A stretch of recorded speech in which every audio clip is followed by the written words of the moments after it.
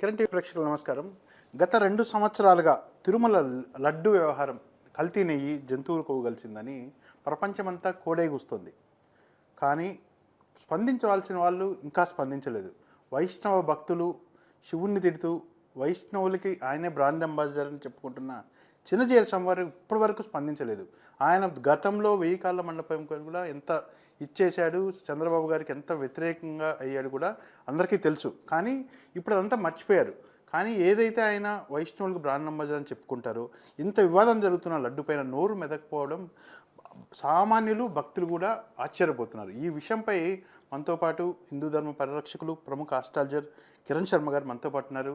గురూజీని అడిగి దీనిపైన ఏంటి, ఎందుకు ఆ మౌనం, ఏం జరుగుతోంది లడ్డు పైన అని కనుక్కుందాం. సార్ నమస్తే. సార్ అఖండ ఐశ్వర్యమస్తు. నమస్తే సార్. ఈ లడ్డు వివాదం ఏంటి సార్?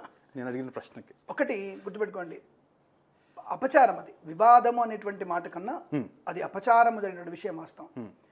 ఈ మధ్యకాలంలో మనం బయటపడిన తప్ప ఎటువంటి వ్యక్తులు ఇంతకుముందు కొంతమంది ఉండేవాళ్ళు. ఇంతకుముందు కూడా కొంతమంది వ్యక్తులు, నాకు తెలిసినంత వరకు 1976లో కూడా ఇలాంటిది ఒకటి జరిగింది, అపప్రద జరిగింది. తర్వాత కొన్ని వంటశాలలు మార్చడము, కొన్ని వంట పాత్రలు మార్చడము ఉంటారు కదా. రాక్షసులు ఉండకుండా ఉంటారా? ప్రజలు ఉంటారు. అయితే మీరు అన్నటువంటి వాస్తవం. అయితే మీరు అన్నటువంటి ఇప్పుడు గ్రేట్ అండ్ బ్రాండ్ అంబాసిడర్ అన్నటువంటి వ్యక్తి త్రిదండి చిన్నజీయర్ స్వామి వారు స్పందించడం అంటే ఆయన కంటే పైన ఉన్నటువంటి పెద్ద జీఎం గారు దాన్ని వ్యతిరేకించారు. తప్పకుండా వ్యతిరేకించారు. అది మన పేపర్లో చూసి శ్రీధరాచార్యులు గారు కానివ్వండి, పెద్ద జీఎం గారు కానివ్వండి, వీళ్ళందరూ కూడా దాని గురించి వ్యతిరేకించి తప్పకుండా అది శిక్ష పడాల్సిందే ఇటువంటి దుర్మార్గులకు అని చెప్పేసి వారు స్పష్టంగా ఇచ్చారు. ఇక్కడ మనకి కాంట్రవర్సీగా ఉన్నటువంటి వ్యక్తిగా తన కాంట్రవర్సీ మాటలకి ఆయుధాన్ని వాడుకొని త్రిదండంలో ఇంకొక దండాన్ని, కాంట్రవర్సీ దండాన్ని పెట్టుకొని శివుడు లేడు, ఎవరు లేరు, మహాదేవుడు లేడు, ఎవరు లేరు అని కొత్తగా ఇప్పుడు వచ్చినటువంటి చాతుర్మాయ పీఠాలు అంటే ఈ భారతదేశంలో 4 పీఠాలు ఆదిశంకరాచార్యులు పెట్టలేదు, విద్యారాయణ స్వామి వారు పెట్టారని చెప్పారు. సంతోషం, ఆయన పెట్టమని చెప్పారు.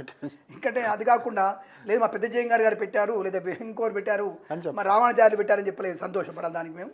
అంటే వెటకారంగా చెప్పట్లేదు నేను. అంటే మీకు యాక్చువల్గా నేను గౌరవించాలి ఆయన, ఎందుకంటే మంచి జ్ఞానవంతుడు, అసలు మంచి ప్రవక్త, అసలు బ్రహ్మాండమైనటువంటి మాట తీరు, రామాయణం గురించి చెప్తే అద్భుతంగా చెప్తారు. అటువంటి మాటలు ఉన్నటువంటి వ్యక్తి, వేద పరిరక్షణ చేస్తున్న వ్యక్తి ఇటువంటి పొల్లు మాటలు మాట్లాడి మీ స్థాయిని దిగజార్చుకుంటున్నారు. అది మీ దండానికి, త్రిదండానికి వ్యతిరేకం. త్రిదండంలో ఉన్నటువంటి భావం ఏంటి అంటే పరమ ఉత్కృష్టమైనటువంటి స్థానంలో ఉన్నా నేను, అన్నిటినీ సమానంగా స్వీకరించాలి, దేనికి నీ అంటిపట్టు ఉండకూడదు, దేనికి అంటిపట్టు ఉండకూడదు, సన్యాసాశ్రమం అది. అటువంటిది ఈ శైవుడు శివుడు అనే మాట ఎందుకు మీరు దాన్ని వ్యతిరేకిస్తున్న నాకు అర్థం కావట్లేదు. కాబట్టి ఆ తత్వం ఉన్న వ్యక్తి ఇప్పుడు మీరు అన్నటువంటి ఇప్పుడు లడ్డు విషయానికి వచ్చేస్తే అటువంటి వ్యక్తి 1000 కాళ్ళ మండపం గురించి ఏదో వాద వివాదాల్లోకి వచ్చేసి, నిజంగా చెప్పాలంటే మీకు అది 1000 కాళ్ళ మండపం చోళులు కట్టినటువంటి 1000 కాళ్ళ మండపం. అది అంటే అది ప్రారంభంలో లేదు, అది పురాతనమైనటువంటిది. అంటే మనకి మన వాళ్ళు ఎవరు తెలియదు కాబట్టి ఎప్పటి నుంచో ఉందనుకుంటున్నారు. కానీ ప్రారంభం నుంచి ఆ 1000 కాళ్ళ మండపం లేదు, తర్వాత నిర్మించబడింది. అది వేరు అక్కడ ఉన్నటువంటి సమకాలీనటువంటి పద్ధతులకి, అక్కడ వాతావరణానికి ఉండడానికి భక్తుల కోసం పెట్టారు తప్ప తీయడం వల్ల గొడవలు అనేది పక్కన పెడదాం. నాకు దాని గురించి మనకు విషయం తెలియదు కాబట్టి మనం పెడదాం. అక్కడ 1000 కాళ్ళ మండపం తీయడం వల్ల నష్టమా అనేది ఈయన ఒక్కడితోనే చర్చించాలా. ఈయన కంటే ఉద్దండులు పెద్దమంది చాలామంది ఉన్నారు. పెద్ద జయంగారులు, ఆ పెద్ద జయంగారులు, అలాగే అప్పుడు ఉన్నటువంటి పండితులు, వాస్తు పండితులు, అలాగే తమిళనాడు నుంచి వచ్చిన పండితులు, కేరళ నుంచి వచ్చిన పండితులు, మన తెలంగాణ నుంచి వెళ్ళిన పండితులు అందరూ కలిసి దాన్ని కలుసుకుని నేర్చుకుంటే అది ఆగమశాస్త్ర ప్రకారంగా, వైఖానస ఆగమశాస్త్ర ప్రకారంగా అది తొలగించు, దానివల్ల లాభము లేదు నష్టము లేదు చెప్పారు వాళ్ళు. తీయమని చెప్పలేదు, వద్దని చెప్పలేదు. ఈయన మాత్రం ఒక్కడిగా మారి అది తీస్తే నాశనం అయిపోతుంది, లోకమంతా కలియుగం అంతమైపోతుంది, 2 రాష్ట్రాలు తెలుగు రాష్ట్రాలు అప్పుడు ఒకటే రాష్ట్రం కదా, ఆంధ్రప్రదేశ్ రాష్ట్రం మొత్తం నాశనం అయిపోతుంది, మీరు జన్మలు నాశనం అయిపోతాయని చెప్పేసి వారిని వ్యతిరేకించడం, గొడవ పెట్టుకోవడం. ఈ అందరూ జీయంగాల్లో ఒకవైపు అయిపోయి ఈయనొక్కడు మాత్రమే పక్కకి వెళ్ళిపోయి ఈయన అప్పటి నుంచి బయటకు వచ్చేసారు. ఇంకా ఆ తర్వాత ఆయన వెళ్ళింది లేదు. చాలామంది అడిగారు ఎందుకు మీరు తిరుపతి వెళ్ళలేదు, ఎందుకంటే భగవంతుడికి నాకు అక్కడికి పిలవలేదు, నన్ను ఆయన దర్శన భాగ్యం నాకు వెంకటేశ్వర స్వామి రానివ్వలేదు అన్నారు కదా. కానీ ఇక్కడ ఆ జీయంగాలందరూ కూడా మిమ్మల్ని అందరినీ పక్కన పెట్టేశారు, ఉన్నటువంటి వ్యక్తిత్వంలో మిమ్మల్ని పక్కన పెట్టేశారు. భగవంతుడు పిల్లలు ఏంటి, సర్వసంగ పరిత్యాగం. ఎందుకు ఆ కోపతాపాలు ఎందుకు మీకు? హాయిగా వెళ్ళి నడుచుకుంటూ వెళ్ళొచ్చు కదా.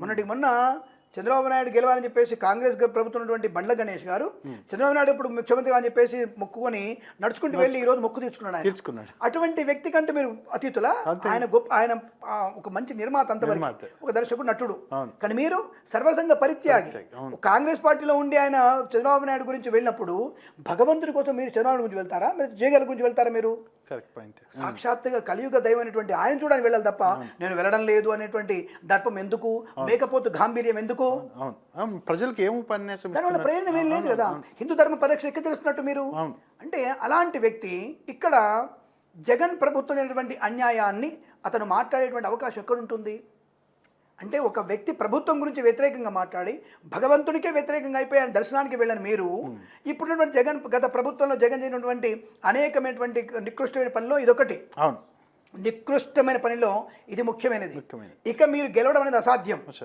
నేను చెప్పేది పార్టీ గురించి మాట్లా తిరుమల వెంకటేశ్వర స్వామి కానీ దేవాలయాల వ్యవస్థ మీద చేసినటువంటి ఏమైనా ప్రాబ్లమ్స్ క్రియేట్ చేస్తే వారు గెలవడం ఖాయం అసలు గెలవడం అనేది అసాధ్యం రెండవది పతనం అయిపోతారు ప్రతి ఒక్కరు కూడా ఎవడైనా సరే ఇంద్రకీలాద్రి కానీ శ్రీశైలం కానీ వెంకటేశ్వర స్వామిని కానీ యాదగిరిగుట్ట కానీ ఇవన్నీ ఎవడైతే నాశనం చేయడానికి కట్టుకున్నాడో ఎవడైతే చిన్న చిన్న గుళ్ళు కూలగొడుతున్నాడో వాడి పతనమే తప్ప వాడు గెలిచే అవకాశం అందుకే నా ధర్మశాస్త్రంలో దేవుని కొలగొట్టడాన్ని గౌరవంగా గొప్పగా పిలిచే అవకాశం నాకు లేదు వాడే అని మాట్లాడతాను నేను ఎవడైతే నా దేవాలయ వ్యవస్థ నాశనం చేస్తాడో వాడందరూ కూడా గెలవనివ్వం మేమైతే గెలవనివ్వం మీ పతనానికి మేము పూజలు చేస్తాం గ్యారెంటీగా ఇది హెచ్చరిక ఒక రకంగా ఇది మన విషయం పక్కన పెడదాం ఆవేశంగా మాట్లాడుతున్న విషయం డైవర్ట్ అవుతుంది కాబట్టి ఈ లడ్డు వివాదంలో ఆయన ఈ చంద్రబాబు నాయుడు వ్యతిరేకించాలని ఆ కక్ష పెట్టుకొని జగన్ చేసింది కరెక్టే అన్నటువంటి భావన ఉందా అది మనకు తెలియదు రెండవది కొంతమంది దుష్టత చేస్తే ఈ మధ్య మీరు చూసారో లేదో జగన్తో ఇంకో దుర్మార్గుడు కలిశాడు మీకు సనాతన ధర్మం అనేది కూడా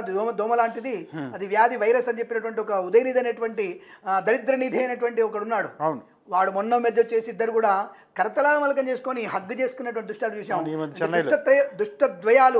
దుష్టత్రయాలుగా దుష్ట చతుష్టయాలుగా మారిపోయేటువంటి సమాజంలో మనం ఉన్నాం అటువంటి దరిద్రతో చేయగలిగే వీళ్ళు ఒక రకంగా మన దేశాన్ని మన యొక్క రాష్ట్రాన్ని మంచి స్థాయి నిలబెడతాటువంటి నమ్మకం ఇక్కడ ఉంది స్వామి ఇటువంటి ఈ వ్యక్తి లడ్డు వివాదం మీద ఈ చిరంజీవి స్వామి వచ్చేసి మాట్లాడుతున్నటువంటిది మీకు కొద్దిగా మనకన్నా కొద్దిగా ఏమైనా ఉండాలి తప్ప ఆయన దాన్ని అచర్చ దానికి తప్పు ఒప్పని చెప్పేటువంటి స్థాయి ఆయనకు లేదని నా అభిప్రాయం ఎందుకంటే ఒక తానులో ఉన్నటువంటి వాళ్ళు ఒక తానులో ఉన్నటువంటి వ్యక్తులు ఆయన పార్టీ లీడర్గా ఉన్నాడు ఈయనేదో మఠాన్ని పెట్టుకొని నేను మఠాధిపతి అనుకుంటున్నాడు అది ట్రస్ట్కి అధిపతి మాత్రమే ఆయన మఠానికి అధిపతి కాదు ఆ విషయం గమనించుకుంటే మంచిది నేను ఒకటి విషయం గుర్తుపెట్టుకోండి ఆయన గౌరవిస్తాను నేను చిన్నజీఆర్ గారిని నేను గౌరవించని చెప్పట్ల ఆయన విజ్ఞానానికి దాన్ని గౌరవిస్తాను ఇటువంటి పొల్లు మాటలకి ఏకవచనంతో సంబోధిస్తాను నేను ఇది గుర్తుపెట్టుకోండి ఒకవేళ వైష్ణవులు కొంతమంది కోపం వస్తుంటుంది ఇలాంటి విషయాలు కానీ ప్రసాదాన్ని నాశించడం మనకి వైష్ణవ తత్వంలో ప్రసాదం అనేది అద్భుతమైనటువంటి మనకి ఆనందాన్ని కలిగించేది దాన్ని నాశనం చేసిన వ్యక్తి గురించి ఒక మాట మాట్లాడకపోతే ఏమంటాం మనం అది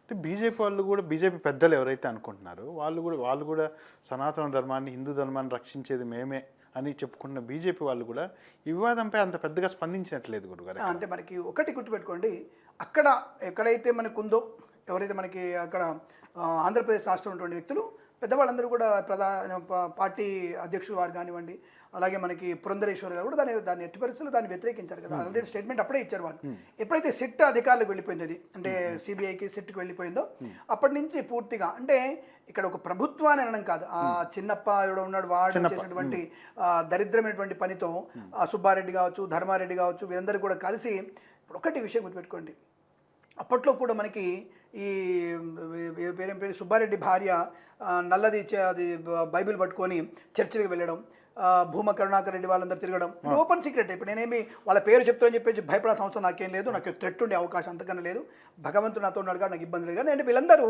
చర్చిలకు వెళ్ళడము అంటే సనాతన ధర్మానికి ఉన్నటువంటి ఒక పీఠం అది అద్భుతమైనటువంటి కలియుగ ప్రత్యక్ష దైవం నిలయం అది అక్కడికి ఇతర మతాల వాళ్ళకి పని ఏమిటి అక్కడ ఒకవేళ ఈ ధర్మాన్ని పాటిస్తున్నాం పోనీ 5 ఏళ్ళన్నా సైలెంట్గా ఉండొచ్చు కదా మీరు అంటే రాత్రి పొద్దునేమో తిరుమల వెళ్తున్నారు సాయంత్రం కానీ ఆదివారం కాగానే మటన్ చికెన్ తినుకుంటూ మీరు చర్చిలకు వెళ్ళేసి మీ ఉపన్యాసాలు వింటున్నారు అవన్నీ చేయడం ఎందుకు చూపిస్తున్నారు మీరు వీళ్ళందరూ కూడా అటువంటి తత్వానికి వేరు ఒక అలంకారం ఉందా ముఖంలో ఒక మంచి అలంకారం ఉంటుందా ఒకప్పుడు ఉన్నటువంటి పివిఆర్ గారు కానివ్వండి ఇతరున్నటువంటి కృష్ణారెడ్డి గారు కానివ్వండి అసలు వాళ్ళల్లో ఎంత కళ ఉంటుంది ముఖంలో ఆ టైంలో ఉన్నటువంటి కళ కన్నా ఇక్కడ కళ ఉందా వీళ్ళ ముఖాల్లో ప్రేత కళ తప్ప కళ ఉందా వీళ్ళ ముఖాల్లో అంటే వీరు ఇంకో మతాన్ని మాత్రమే విశ్వసిస్తూ ఈ మతాన్ని కేవలం డబ్బు దండుకునేటువంటి మతంగా పెట్టుకొని నెయ్యేంటి స్వామి, సాక్షాత్తుగా స్వామివారి యొక్క పూలు కూడా నకిలీ చేసి ఉంటారు వీళ్ళు, స్వామివారి వస్త్రాలు కూడా నకిలీ చేసి ఉంటారు వీరు, స్వామివారి తిరుమల మొత్తాన్ని నకిలీ చేసి దాన్ని నాశనం చేయాలనుకున్నారు. కానీ మీ పతనం అనేది స్వామివారు ఊరుకోడు కదా, మీ పతనం శాసిస్తాడు. మీరు తప్పకుండా 10 ఏళ్ళ 20 ఏళ్ళ చిప్పకూడు తినక తప్పదు, లేదా పురుగులు పడి అంతర్ధానం అవ్వకూడదు తప్పదు. అందులో ఇంతకంటే ఏం లేదు. అన్నీ కలిసి ఒక్కసారి శిక్షగా మారుతాయి అన్ని, ఇవన్నీ కలిసి ఒక అంటే టైం. ఒకటి మరణము అది ఎలా ఉంటుందంటే ఇటువంటి వ్యక్తులకి మనం ఊహించిన మరణం ఉంటుంది. అది చాలా సంఘటనలు జరిగాయి మీకు. ఆ సంఘటనలు తెలిసి కూడా అంటే ముక్కలుగా శరీరం కూడా దొరకదు మీకు. మరి గాలిలో కలిసిపోతారా, అడవిలో మొక్కల్లో కలిసిపోతారా ఆలోచించుకోండి, నీళ్ళలో కలిసిపోతారా ఆలోచించుకోండి. ముక్క కూడా దొరకదు, ముక్క కూడా కనీసం కాలు కూడా దొరకదు. అది స్వామివారితో పెట్టుకుంటే ఆ విషయం గమనించుకుంటే మంచిది. అనుభవం ఉన్నా సరే మీరు ఎందుకు ఇలా చేస్తారా ఆయన, మీరు అనుభవం ఉన్నా కొద్ది జాగ్రత్త ఎప్పటికైనా ఉంటే ఉన్నటువంటి 100 మందిలోనే సరే మీ గౌరవాన్ని నిలుపుకోండి, ఆ ప్రేమను పెంచుకోండి తప్ప మీకు ఎలాగూ మళ్ళీ ప్రభుత్వాన్ని ఏర్పాటు చేసేటువంటి అవకాశం తల కింద తపస్సు చేసినా రాదు. స్వామితో పెట్టుకున్నారు కాబట్టి, నేను పార్టీల పరంగా మాట్లాడితే స్వామితో మాట్లాడుతున్నాను, నేను స్వామి పరంగా మాట్లాడుతున్నాను కాబట్టి ఆ స్వామితో పెట్టుకున్నారు మీరు. మీకు జన్మలో మళ్ళీ అటువంటి పదవి దక్కించాడు. ఇప్పటికైనా రోజు ఒకసారి కనీసం రోజు మోకాళ్ళ పర్వతాన్ని ఎక్కండి, పైకి ఎక్కి దిగుతూ ఉండండి. కరుణ వహిస్తే దేవుడిని దయధరిస్తే మేబీ 2 ఎమ్మెల్యేల సీట్ రావచ్చు మీకు, అది మాత్రం చెప్పగలుగుతాను. తప్పకుండా ఇప్పటికైనా లడ్డు వ్యవహారం ఒక కొలిక్కి వచ్చి అది తప్పకుండా శిక్ష పడుతుంది. చిన్నప్ప కానివ్వండి, దీనిలో ఉన్న ప్రతి ఒక్క వ్యక్తికి శిక్ష పడుతుంది.